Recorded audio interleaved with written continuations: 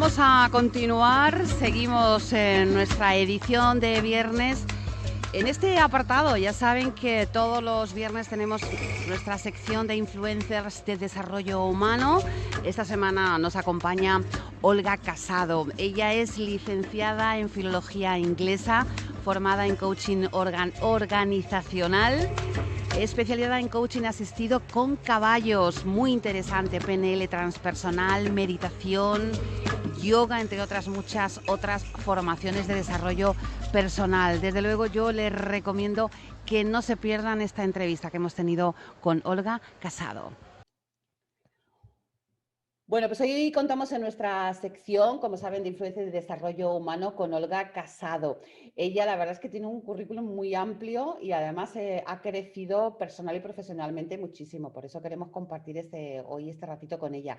Ella es licenciada en Filología Inglesa, pero también está formada en coaching organizacional, especializada en coaching asistido con caballos, que es una parte muy interesante que vamos a tratar con ella, PNL transpersonal, meditación, yoga y bueno, por lo que vemos en ese perfil personal que ya se da sus largos paseos por el campo y por la montaña. Afortunada ella. Ella es Olga Casado. Bienvenida, Olga. Muchas gracias Cristina, encantada de estar aquí. Bueno, pues gracias por estar con nosotros. Vamos a conocerte un poquito porque, claro, una licenciada en filología inglesa que se dedica actualmente a lo que se dedica es un poco extraño, por lo menos no encaja mucho, ¿no?, con nuestra percepción. Cuéntanos, ¿por qué eliges estudiar filología inglesa? Cuéntanos.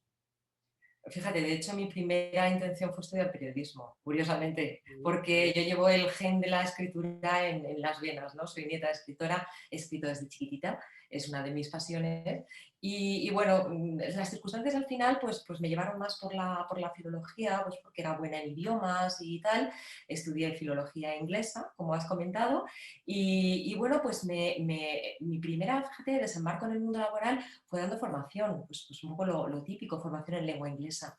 Y ahí conocí el mundo de la empresa, porque empecé muy jovencita, nada más, incluso terminando la carrera, a dar formación in company, primero en lengua inglesa. Y entonces me picó allá un poco el gusanillo de la empresa. Tuve la oportunidad de empezar a colaborar en una cátedra de gestión del conocimiento, lo que entonces ahora llamamos gestión del talento, entonces se llamaba gestión del conocimiento, como formadora, como traductora, etcétera, y realmente los temas que se trataban allí pues me apasionaron. Luego, bueno, pues durante la época también fui empresaria, con lo cual conocí el mundo de la empresa desde el otro lugar, que es cómo crear un equipo, cómo hacerlo sólido, cómo fidelizarlo, etcétera. Aparte también de lo que tiene que ver con la fidelización de tu cliente final. Y bueno, pues un poquito todo esto al final me fue llevando a la formación en temas ya que tienen que ver más con el desarrollo de las personas dentro de las organizaciones y bueno, pues ahí me tienes en departamentos de recursos humanos, a veces ofreciendo consultoría, otras veces formación, procesos de coaching. Esa es un poco la trayectoria, pero fíjate, el hilván ha sido la lengua inglesa. Bueno, fíjate, a través de tu licenciatura has ido desarrollándote. Bueno, tú trabajas como coach, como tú dices, también para empresas y vamos a decir que tu fuerte es el liderazgo. ¿Qué es el liderazgo en una empresa? ¿O depende de qué empresa y depende de a quién nos estamos dirigiendo? Yo creo que hay que cada vez vamos teniendo más, ¿cómo decirlo? Unos mismos mimbres, ¿no?, de lo que conforman el liderazgo, un entendimiento más o menos más homogéneo, ¿no?, de lo que es el liderazgo. ¿Por qué? Pues porque vamos viendo aquello que realmente funciona a la hora de liderar los equipos, ¿no? Entonces, pues, si trazamos un poco unas líneas maestras de cuáles son las competencias que tiene que tener un líder, pues yo creo que hay cierto acuerdo, vaya, ¿no? Si bien es cierto que las empresas al final siempre quieren, no, siempre queremos diferenciar nuestro estilo de liderazgo. Yo creo que un liderazgo o un líder, fíjate, y vuelvo también un poco a los orígenes de mi formación, yo creo que es un buen traductor. Fíjate, casi como el traductor es a la literatura, ¿no? Alguien que no solamente, digamos que traduce una narrativa, sino también trata de generar ese gancho que hace al lector que le apetezca más, que lo invita a la reflexión, que le contagia o le despierta emociones. O sea, al final yo creo que el líder es alguien que consigue hacer todo esto pues llámalo con una visión empresarial o con una visión en general, porque también está el liderazgo fuera de la empresa, ¿no? Pero conseguir esto en otras personas, pues para que vayan contigo ahí, ¿no? A ese lugar. Por eso es un trabajo apasionante, desde luego, y creo que has utilizado muy bien esa metáfora de la traducción, porque el líder es el que tiene que traducir y saberlo traducir, porque no todos los traductores son buenos, ni todos los líderes son buenos líderes. Claro, ahí está, ahí está. Yo creo que es que esos ingredientes, ¿no? Porque, y vuelvo otra vez a la metáfora, ¿no? Un traductor que consigue contar una historia, pero parece que falta ese gancho, ese despertar las emociones, ese invitar a la reflexión, todo eso que al final al lector le hace sentirse conectado con esa historia, pues sucede un poco igual en el liderazgo, ¿no?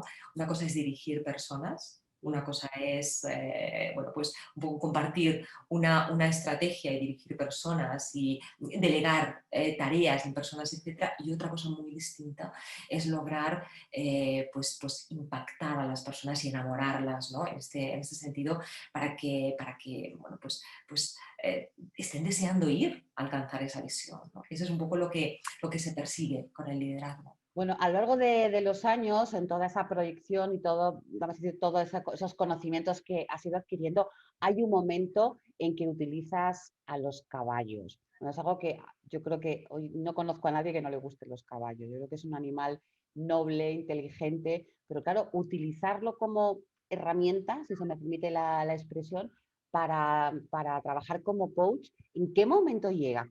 ¿Cómo lo encajas en todo esto? Sí, mira, te hago un poquito así de background de todo esto, ¿no? Porque es verdad, has comentado algo que es muy cierto, llamarlos herramientas. Nosotros hablamos de colaboradores, es otro más en el contexto de coaching. Y es verdad que son animales tremendamente inteligentes, pero no solo eso, son verdaderos radares, verdaderos receptores a un nivel tremendo de nuestro universo emocional, de nuestra, vamos a llamarlo nuestra agenda oculta, esa con la que nosotros vamos y que muchas veces no somos ni conscientes de ella, ¿no? Entonces esa capacidad del caballo de leernos entre líneas, ¿no? Desde nuestro lenguaje corporal hasta nuestras emociones, lo que incluso, no vamos a decir lo que estamos pensando en nuestro sentido lingüístico, pero sí entender, ¿no? Entre líneas cuál es toda esa agenda oculta que llevamos con nosotros, les hace que sean pues un revelador de información brutal, potentísimo en un contexto de coaching. ¿Me quieres preguntar algo, Sí, Cristina? hombre, es que tengo mucha curiosidad porque, claro, bueno, yo sé que a ti te gustan los animales, pero Sí. claro, captarles como colaboradores, ¿cómo? Es decir, una cosa es que tú tengas esa intuición de que estos animales, pues por su nobleza, por su inteligencia, pueden aportarnos cosas, pero ¿cómo lo integras en el trabajo como coach para liderazgo de empresa? Fíjate, vamos a ver primero cómo lo integramos en un coaching X cualquiera, ¿no? Porque al final en liderazgo, en gestión de equipos, al final son aplicaciones, ¿no? que tiene este formato de coaching. Pero tú sabes que al final el coaching, eh, un buen coaching parte de la base de que el contexto de coaching abra posibilidades nuevas a la persona, ¿vale? Si no abrimos posibilidades nuevas, al final no estamos haciendo coaching del todo o algo falta, ¿no? Sí. Entonces, ya el caballo es una posibilidad nueva, ya es algo novedoso para una persona en un contexto de coaching. Pero lo cierto es que todo aquello, digamos, que el caballo recepciona y a lo que reacciona el caballo, es un montón de información riquísima que nosotros podemos ofrecer a la persona. Entonces, digamos que lo que utilizamos es la metodología del coaching, que como sabes está basada en un diálogo de pregunta abierta principalmente. Sí. Utilizamos la metodología del coaching ofreciendo no solamente lo que la persona nos da, sino también lo que la interacción revela de esa agenda oculta que te decía antes, tanto del lenguaje corporal como de las emociones de la persona, como de toda esa información subconsciente que sí se pone de manifiesto en la interacción con el caballo por pura potencia de lo que sucede con el caballo. Entonces nosotros invitamos a la persona a desarrollar actividades dinámicas de interacción con el caballo. En esas dinámicas suceden cosas y en lo que sucede se está dando información que nosotros ofrecemos a la persona para que la persona, digamos, la reflexione. Son esas, como te decía, le abrimos a través de ese contexto esas posibilidades nuevas. En dicho en resumen, el caballo es un tremendo espejo de lo que somos nosotros, pero un espejo no solamente de nuestro consciente, sino también de nuestro subconsciente. Pues tiene que ser una experiencia increíble, desde luego, ir descubriendo cosas, ese espejo del que tú dices. Creo que también has trabajado en todo este tiempo que llevas trabajando con caballos, también a nivel penitenciario, es decir, que yo creo que abarca muchas opciones y muchas posibilidades. También muchos también conocemos, y aquí en Marbella conocemos una asociación que trabaja con niños autistas, es decir, que el caballo, desde luego, es un buen comunicador, pero encajar, por ejemplo, a nivel penitenciario. Sí, mira, me gusta mucho que me hagas esta pregunta porque realmente ellos son dos ámbitos, ¿no? Sobre todo los que trabajo. Uno de ellos es el liderazgo, como ya has comentado, y el otro es el tema del abuso. Abuso psicoemocional, acoso, violencia. Realmente lo del centro penitenciario llegó a mí también, ¿no? Es un poco hacia donde la vida va conduciendo las cosas. Yo empecé a trabajar con caballos, bueno, pues descubriendo que era una gran herramienta, yo montaba ya caballo hace mucho tiempo. A partir de ahí yo viví en el entorno laboral una situación de acoso laboral potente, que reforzó todavía más mi vínculo con los caballos, porque fueron una parte muy importante en mi propio proceso de recuperación, y me di cuenta del el motor brutal que es de desarrollo de las propias fortalezas de la persona que ha vivido una situación de ese tipo y que te deja muy minada partes, pilares muy, muy importantes de tu autoestima, ¿no? Y de tus capacidades en el mundo. Entonces, darme cuenta de que el caballo era un facilitador de esta recuperación tan potente, me hizo volcarme en esto, empezamos a desarrollar un proyecto y a partir de ahí, en este proyecto en el que también colaboran pues, personas que trabajan en la salud mental, profesionales de la salud mental, es como me ofrecieron pues un proyecto en centro penitenciario, que era además un reto importante para mí. Soy una persona especialmente sensibilizada con todo lo que tiene que ver con el abuso, pues en gran medida era trabajar con la otra cara de la moneda, no ya con la persona que ha vivido el abuso, sino con él, si me permites, el abusador, ¿no? Sí. Porque es verdad que tenemos perfiles de todo tipo. Fue un reto fascinante, fascinante. Iniciamos este proyecto en 2019, el COVID nos lo ha dejado un poquito en suspenso porque teníamos la segunda fase prevista para 2020 y ahora en 2021 vamos a retomar esa segunda fase.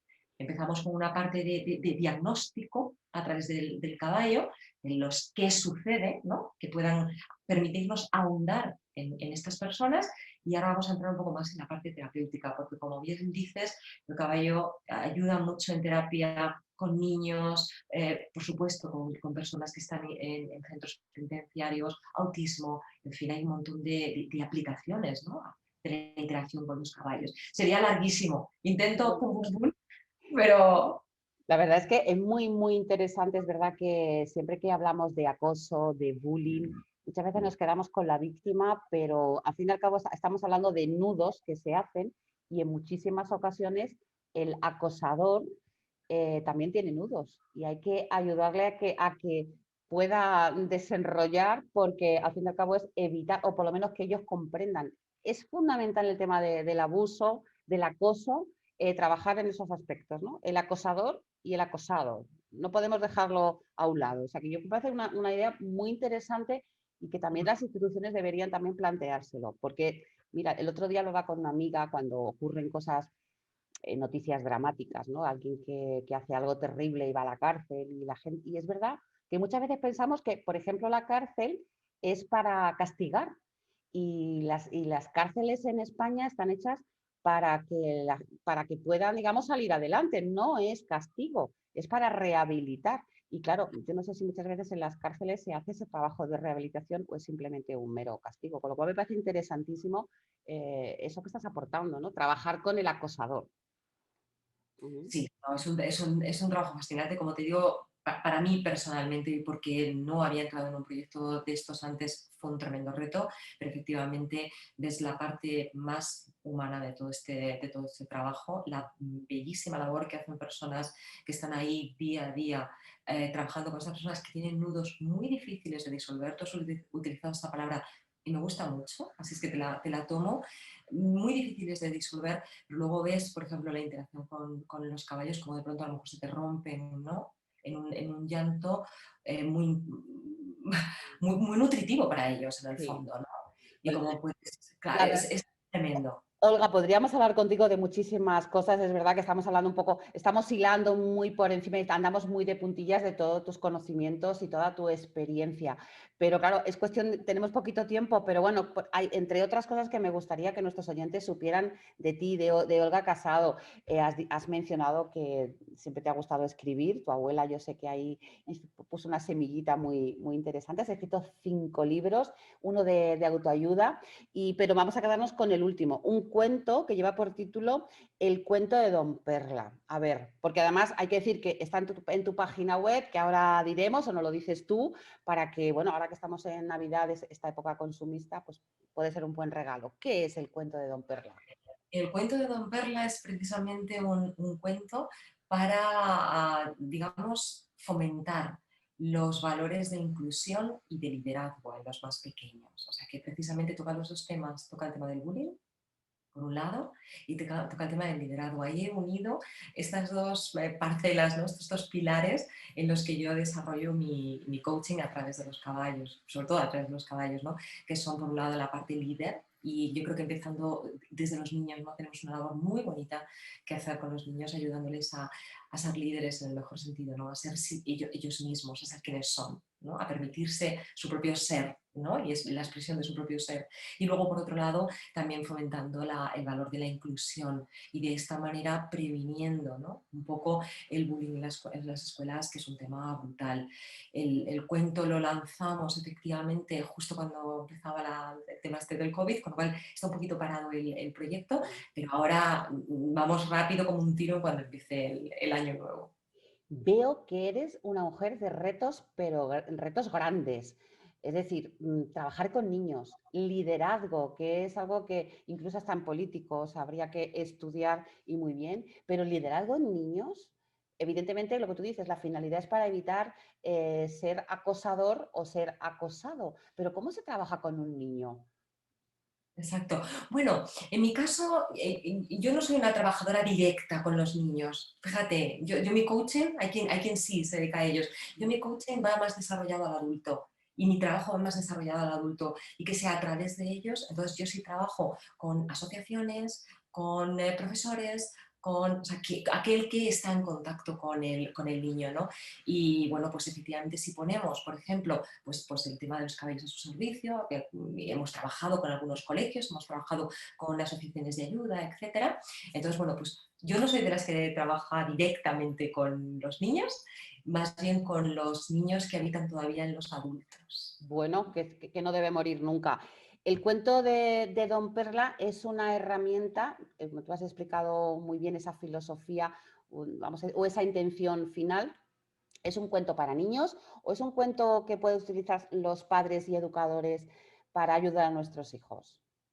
Yo creo que aunque es un cuento para niños, es un cuento para ya niños, podemos a partir de 5 años, 5, 6, 7 años, Muy depende bien. de, pues hasta los 8, pero yo creo que es un cuento muy dirigido también a los adultos para que lo narren, para que además es un cuento poetizado, con lo cual es también para ponerse muy histriónico, ¿no? Y un poco teatralizarlo, ¿vale? Está muy dirigido también a los papás, asociaciones, como te decía, coles y demás, para que lo utilicen como una herramienta, ¿no? Bueno, no sabes, de verdad, Olga, las ganas que o sea, me encantaría profundizar más en tu trabajo, que sé que es apasionante. Estamos fatal de tiempo, pero ya la última pregunta. Este 2020, que es un año tremendo, dicen que los bisiestos dan mala suerte, pero vamos, que si tanto sea verdad o sea mentira, desde luego, este año se lleva la palma. ¿Cómo podemos afrontar un 2021 con esta incertidumbre, con una crisis económica, sanitaria, con el miedo? ¿Cómo enfocamos el 2021 para convertirnos en líderes de nuestra propia vida? Bueno, yo creo que es fundamental cultivar la confianza. Al final es cierto que hay unas circunstancias ahí fuera, pero podemos tener, digamos que de las circunstancias tremendas como las que estamos viviendo, también surgen oportunidades. Entonces yo creo que es una cuestión de estar muy despiertos, muy abiertos a las oportunidades nuevas, a lo desconocido. Es probable que muchas cosas este año 2020 sea un punto de inflexión para que a partir del 2021 pues empezamos a construir todos juntos una realidad en algunos aspectos diferente. Por ejemplo, la tecnología sin duda nos ha demostrado, que nos estamos comunicando así, que va a ser uno de los puntos y los pilares fuertes, ¿no? Entonces yo creo que es fundamental estar abiertos a la sorpresa, estar abiertos a las oportunidades que puedan surgir y por supuesto mantener firme la confianza. Serían los puntos que yo diría claves, ¿no? Y fundamental, si vemos que no somos capaces de encontrar el camino, buscar ayuda. Un coach siempre es una muy buena muleta para crecer a nivel personal o a nivel profesional. No hemos dicho tu página web en ningún momento. ¿Es olgacasado.com? Con un guión entre medias, olga-mediocasado.com. Guión medio, perfecto. Pues Olga-medio casado, muchas gracias de verdad por este ratito que nos has ofrecido y bueno, yo creo que tú eres un gran ejemplo, lo has contado muy de puntillas, pero viviste una situación dramática de acoso, una situación difícil y ante ello has encontrado herramientas para ayudarte a ti misma y para ayudar a los demás. Eso es lo fundamental, tener empatía también es fundamental. Olga, muchas gracias. Gracias a ti, Cristina. Encantada. Oye, a ver, te invitamos a Marbella, ¿eh? Cuando quieras, en Marbella tenemos muy buen tiempo. Pues, en cuanto nos desconfinen, que estamos por aquí encerrados. Muchas gracias, Olga, gracias. Sí, gracias.